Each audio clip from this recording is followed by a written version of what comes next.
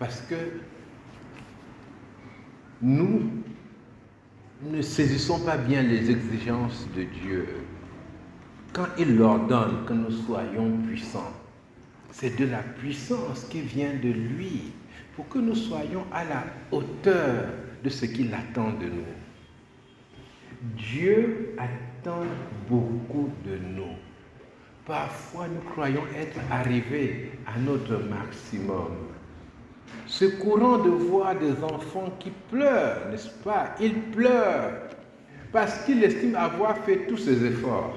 Mais autour de lui, on l'accuse d'être paresseux. Tu es un fainéant, tu ne fais rien. Ou bien, il a beaucoup étudié et il a des mauvaises notes à l'école. Et il ne comprend pas comment cela se fait-il qu'il ne soit pas à la hauteur de ce qu'on attend de lui. Et c'est ce qui arrive à beaucoup parmi nous sur le plan spirituel. Le problème, c'est que bien souvent, nous n'avons pas une idée claire de l'investissement qu'il convient pour réussir. Pour réussir en Jésus-Christ, il ne faut pas investir 50%, il ne faut pas investir 60%, il ne faut pas investir 80%. Ce n'est pas 90% qui suffit. À 99%, on dit ça va, c'est bon, ça va aller. Non. Dieu a besoin de toi à 100%. Il a besoin de toi à 100%. Le problème, ce qui t'empêche d'aller loin avec le Seigneur, ce qui t'empêche de le servir dans la totalité de la force, de la puissance qu'il veut te donner, c'est le 1% qui manque là. Il se peut que tu n'aies pas tout donné à Jésus-Christ. Si le grain de blé qui tombe en terre, s'il ne meurt, il reste seul. S'il ne meurt, il reste seul. Si 99,999% de la graine meurt et qu'il y ait quelque chose qui reste, la graine n'est pas morte, elle ne peut pas germer. Mais quand elle meurt, eh bien, elle va germer, elle va porter du fruit à la gloire de notre Dieu. Je suis très content que les enfants soient là parce que nous avons partagé pendant plusieurs jours des messages sur le thème. Qui peut rappeler le thème parmi les enfants? Quel était le thème? On lève le doigt, n'est-ce pas? Et puis on parle. Oui. Vas-y.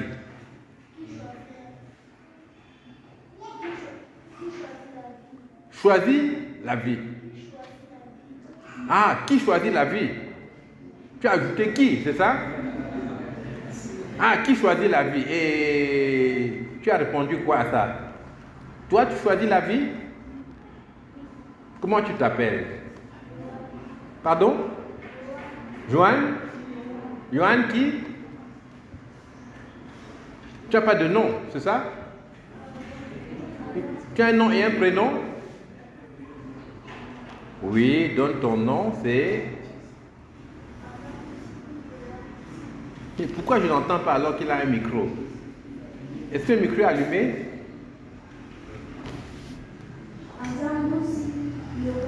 Azangoussi Yohan. Sili Yohan. Ok, c'est bien. Je veux retenir ton nom parce que il m'a récité tout le résumé de la prédication de Eugène, Eugène Sobui, mais notre ancien, qui avait commencé avec la première réunion. Il a récité tout le résumé de cette prédication-là, qui était affichée via le rétroprojecteur. Alors j'étais vraiment étonné, parce que moi j'avais oublié le 4e point, tu vois, alors que toi tu connaissais tous les 5 points. Que le Seigneur te bénisse, Yann. Hein? Et beaucoup d'enfants, voilà, hein, c'est bien.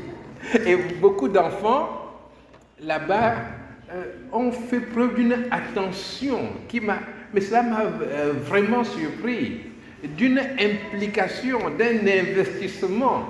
Et je vous assure, je me réjouis de voir ce que l'Église va devenir dans quelques années. Gloire à Dieu. Et comme je le disais, nous voulons plaire au Seigneur. Mais le problème, c'est que nous ne le connaissons pas. Et justement, quand on ne connaît pas Dieu, on répond à notre besoin intérieur de Dieu, d'absolu,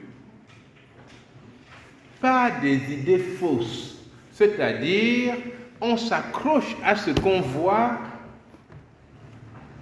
on s'attache à une sorte de piété, voilà, je vais aller à l'église, voilà, je vais avoir des réunions de prière, mais on se rend compte soi-même qu'on n'arrive pas à vaincre le péché.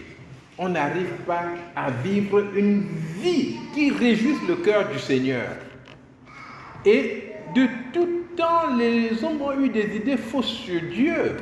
Quand on considère les Juifs dans la Bible, qui avaient eu la révélation de Dieu, qui parlait du Dieu d'Abraham, d'Isaac, de Jacob, eh bien, même les Juifs ne connaissaient pas le Seigneur comme il devait être connu. C'est pour cela que Dieu envoie Jésus-Christ.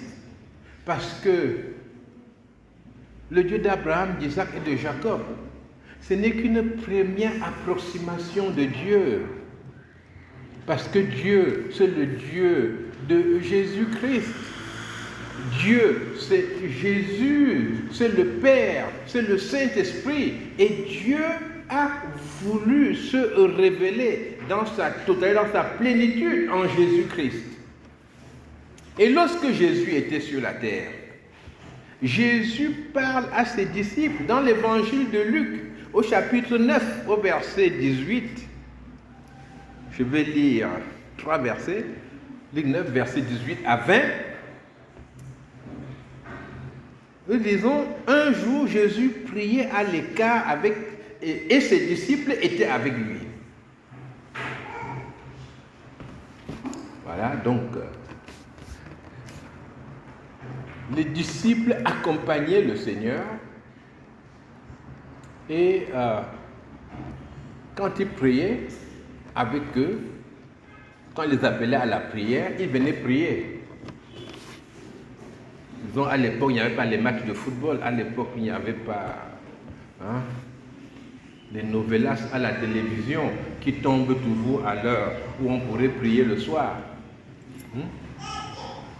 Il n'y avait pas les amis qui viennent. Il n'y avait pas toute la position sociale qu'il faut défendre, qu'il faut respecter, qu'il faut montrer aux gens qu'on est là. Les disciples étaient dévoués à la tâche. Ils servaient Jésus parce qu'ils savaient où ils allaient. Ils savaient qu'ils allaient gagner le grand lot. Ils étaient avec Jésus-Christ. Donc ils avaient une espérance. Et pour cette espérance-là, ils étaient prêts à sacrifier leur vie. Et Jésus leur pose cette question. Qui suis-je d'après vous? Mais il va aller à cette question par 2 étapes. La première étape, il dit d'abord, et c'est le verset 18, « Qui suis-je d'après les foules? Qu'est-ce que les autres disent de moi ?» Parce qu'il y a les foules et il y a vous-même. Mais d'abord, qu'est-ce qu'on dit de moi? Et les disciples lui répondent, d'après les uns, Jean-Baptiste. Parce que Jean-Baptiste était mort, Hérode l'avait tué, et les foules disaient c'est Jean-Baptiste qui est ressuscité. Comme Hérode pensait aussi. Et il y a même des gens qui sont dans l'église qui se limitent à ce que disent les foules, n'est-ce pas? On dit que là-bas, il y a les guérisons. Moi, je pars aussi. On dit que là-bas, on va prier pour moi. Je pars aussi. Hein? Ils suivent la foule. Donc, pour les foules, c'était Jean-Baptiste. Et d'après certains, c'était Élie. Parce que dans l'Ancien Testament, dans le livre de Malachie, on parlait de Élie. On parle de Élie qui va revenir avant le jour de l'Éternel. Et on dit, voilà, tu es Élie qui est revenu. Et ceux qui disaient cela avaient même le sentiment d'être particulièrement pieux, parce qu'ils montraient par là qu'ils croient même à la résurrection. Oui, Jean-Baptiste est ressuscité et le voilà en Jésus-Christ. Ou bien Élie est revenu. Ils montraient par là qu'ils croient aux Écritures, mais ils étaient dans l'erreur. Parce que croire aux Écritures, c'est croire à toutes les Écritures. C'est s'investir dans l'ensemble des Écritures. Ce n'est pas attraper un petit morceau de la Bible et puis broder là-dessus. Non, ça c'est la fausse religion. Et d'autres, enfin, disent que c'est un des prophètes d'autrefois. C'est un prophète, comme Ézéchiel, comme... Il y a beaucoup de prophètes dans la Bible. Élisée et bien Ésaïe, c'est un prophète d'autrefois qui est ressuscité. Et maintenant, Jésus leur dit, et maintenant, d'après vous, vous qui me suivez, vous qui vous intéressez à la parole de Dieu, vous qui voulez connaître Dieu, d'après vous, qui suis-je? Et c'est là, mes chers amis, la grande question à laquelle il faut répondre. Il faut bien répondre à cette question. D'après vous, qui suis-je? Parce que, c'est d'après toi, Jésus est quelqu'un qui t'aide quand tu es dans le malheur. Quand c'est difficile, il vient à mon secours. Si Jésus est simplement la roue de secours, eh bien, ton service de Dieu s'en ressentira. Tu ne le connaîtras pas vraiment comme celui qu'il doit être. Pour beaucoup de gens, Jésus, le nom de Jésus, c'est ce qui fait marcher, n'est-ce pas, toutes mes déclarations. Je veux réussir à l'école au nom de Jésus. Mon commerce va marcher au nom de Jésus. Le nom de Jésus, pour lui, c'est une formule magique, n'est-ce pas? Et quand il a prononcé ça, il se sent bien et puis il sait que ces choses vont bien marcher. Bon, ce n'est pas Jésus, ça. Ce n'est pas Jésus. Et pour d'autres, Jésus, c'est quelqu'un qui console. Donc Jésus, c'est le nom qu'il faut pour les deuils, n'est-ce pas? Dès que quelqu'un meurt, on ramasse tous les cantiques qu'il y a partout, on imprime des chants, on distribue, et puis on est tous dans une attitude de piété surfaite, n'est-ce pas? Et on chante. Tel que je suis, Seigneur, moi. Puis on chante, je viens. Oui, Seigneur, je viens. Mais il n'est pas bête, le Seigneur. Il ne vous attend pas quand vous chantez ça. Parce que c'est que vous ne venez pas. Vous chantez juste pour l'occasion. Vous dire je viens 40 fois, lui, il regarde.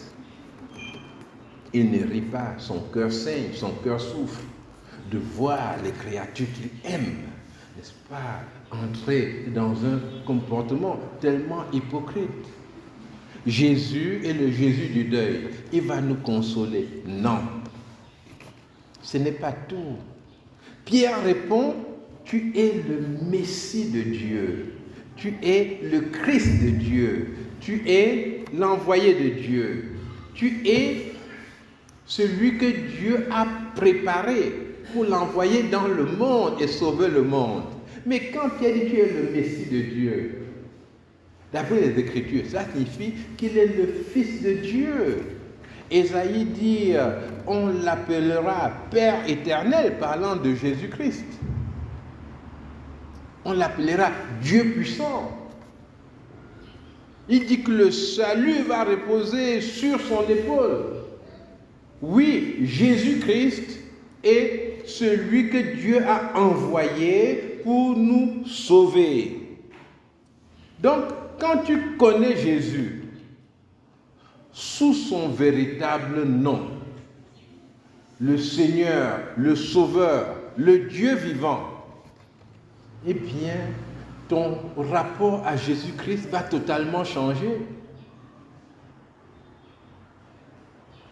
Dieu a envoyé Jésus pour te sauver. Et je voudrais dire aux jeunes qui m'écoutent, n'est-ce pas? Les enfants m'écoutent ou bien ils causent entre eux? Ils m'écoutent, n'est-ce pas? Voilà. Donc je voudrais dire à tout le monde que Jésus-Christ est venu pour nous sauver. Mais pour que tu sois sauvé, il faut que tu aies conscience d'être perdu. Il y a des gens qui ne seront pas sauvés parce qu'ils n'ont jamais reconnu qu'ils sont perdus. Même dans une ville, quand vous cherchez un point particulier, une maison ou autre chose, et vous ne vous retrouvez pas, eh bien, il y a des gens qui, malgré qu'ils ne voient pas ce qu'ils cherchent, refusent de reconnaître qu'ils sont perdus. Disent non, je peux toujours. Mais il faut pouvoir reconnaître à un moment donné qu'on est perdu. Je reconnais que je suis perdu lorsque, au fond de moi, j'ai une angoisse très très forte quant à mon avenir. Lorsqu'il y a des choses qui m'effraient, je ne sais pas ce qui m'effraie. Je me demande, mais qu'est-ce qui me fait peur? Pourquoi est-ce que je suis tellement inquiet? Je reconnais que je suis perdu lorsque j'ai peur même d'être tout seul. Parce qu'il y a des choses qui me reviennent et je vois mon incapacité dans la vie. Je reconnais que je suis perdu lorsque je n'ai pas d'orientation devant moi. Il y a tellement de routes et je n'en vois aucune qui se distingue des autres, mais je suis perdu. Et qu'est-ce que je dois faire? C'est là la bonne nouvelle. La bonne nouvelle, c'est que Dieu a envoyé Jésus-Christ afin de nous donner un avenir, une espérance. Qu'est-ce que Jésus fait? Jésus prend tes péchés. Il porte tes péchés à ta place. Il te délivre d'une chose affreuse qui s'appelle la culpabilité. Tu ne portes plus le poids de tout ce que tu as fait. Tu sais que tu es pardonné. Et tu sais qu'il a ouvert le chemin pour toi. Jésus te sauve. Tu peux ne pas entendre clairement que tu es sauvé. Mais au fond de toi, tu vois que Jésus a enlevé les angoisses qui te ténaillaient, qui t'empêchaient d'avancer. Tu es devenu une personne libre en Jésus-Christ. Mais ce n'est pas tout. Jésus fait de toi un enfant de Dieu. C'est-à-dire, il te donne un Père, Dieu. Tu es un enfant de Dieu. Tu lui appartiens. Tu es dans la maison de Dieu. Et désormais, il te donne sa direction, il te donne ses conseils, il te donne son soutien. Il faut connaître Dieu. Tu ne peux pas aimer Dieu sans le connaître. Sinon, c'est simplement un amour comme un amour pour une belle peinture, un amour pour une vedette de la télévision. Hein? On voit quelqu'un qui joue son film, on est très content de lui. Ou bien on voit quelqu'un qui présente le journal, On est très content. Quand on le change, on dit, pourquoi on a changé celui-là? C'est lui que je veux voir. C'est mon présentateur préféré. Mais vous ne l'aimez pas, n'est-ce pas? Ça vous est déjà arrivé de prier pour le présentateur de la télé? C'est-à-dire que je prie pour tel qui présente le journal. Vraiment, Seigneur, fais-lui du bien. C'est rare ça. Vous ne l'aimez pas, mais il fait partie de votre environnement. Hein? Et bon, vous aimez bien qu'il soit là. Mais en réalité, vous pouvez faire votre vie sans lui. Dieu ne veut pas être dans votre superflu. Ce n'est pas possible. Le Seigneur, c'est l'essentiel, c'est le cœur de notre vie. Et il vient et il enlève toutes les idées fausses que nous pouvons avoir sur lui. Maintenant, je voudrais vous poser la question, Dieu c'est qui? Et les jeunes, n'est-ce pas? Même les vieux. Mais quand on dit les jeunes, cela signifie que ça commence très vite. Parce que quand on dit fuir les passions de la jeunesse, il y a les vieux qui sont contents et disent « Ah, Dieu nous a oubliés dans l'affaire là. » Mais non, Dieu ne t'a pas oublié. Les passions de la jeunesse, tu les as cultivées jusqu'ici. Maintenant, ça devient les passions de la vieillesse. Mais ça a commencé à la jeunesse, tout simplement. Donc, tout le monde est invité à fuir ses passions. Donc, pour beaucoup de jeunes gens, pour beaucoup d'enfants, Dieu, c'est celui qui empêche de s'amuser. Pour beaucoup parmi eux, Dieu, c'est celui qui gâte tout. Si on est en train de faire quelque chose qui marche, tout de suite, on dit, ah, il y a Dieu. Donc, il faut abandonner, il faut aller prier, il faut faire cela. Voilà comment beaucoup de jeunes gens voient Dieu. Ils ne voient pas Dieu comme celui qui donne la capacité de réussir ce qu'on fait. Ils ne voient pas Dieu comme celui qui vient secourir, donner une direction, comme celui qui donne tout ce dont nous avons besoin. Et les jeunes voient Dieu de cette manière, mais ce n'est pas très très grave, parce qu'ils voient aussi leurs parents de cette manière-là. Beaucoup de jeunes, quand ils sont ensemble, ils discutent. Quand les parents s'approchent, qu'est-ce qu'ils font? Ils parlent plus fort, c'est ça? Non. Essayez une fois, n'est-ce pas? Vous voyez vos enfants, qui sont d'autres enfants, et vous vous approchez. Je vous assure, c'est presque magique. Vous vous approchez, ils ne parlent plus. Ils restent silencieux. Vous leur dites, mais pourquoi vous ne parlez plus? Il dit, mais c'est parce qu'on veut vous écouter. Oh, c'est toi qu'on veut écouter maintenant. Il dit, non, continuez à parler. Il dit, on avait fini de parler, vraiment. Tu es arrivé juste au moment où nous on finissait. C'est une coïncidence qui nous étonne nous-mêmes. C'est un miracle. Est-ce que tu peux nous expliquer pourquoi tu arrives au moment où nous finissons de parler, papa? Ah, oui, parce que c'est quelqu'un qui va tout gâter. Voilà comment ils voient les parents. Mais c'est une façon de voir qui n'est pas constructive. Les jeunes doivent s'intégrer à la société qui les entoure. Accepter de passer progressivement à l'âge adulte et croire que les gens qui vous entourent ne sont pas forcément vos adversaires. En tout cas, Dieu n'est pas un ennemi. Ce qui vous trouble, c'est la notion de responsabilité. Parce que pour beaucoup parmi vous, la liberté, c'est de faire le péché, n'est-ce pas? La liberté, c'est de faire ce que je veux et de redéfinir le péché à ma manière. Non. La liberté, c'est la capacité de dire non au péché. La liberté, c'est la capacité de me conduire selon les objectifs que je trouve être les bons objectifs dans la vie. Les jeunes cherchent à vivre l'instant et non la durée. C'est-à-dire vivre le plaisir passager et non travailler pour construire leur vie. Mais la vie se construit depuis la petite enfance. À quoi ça sert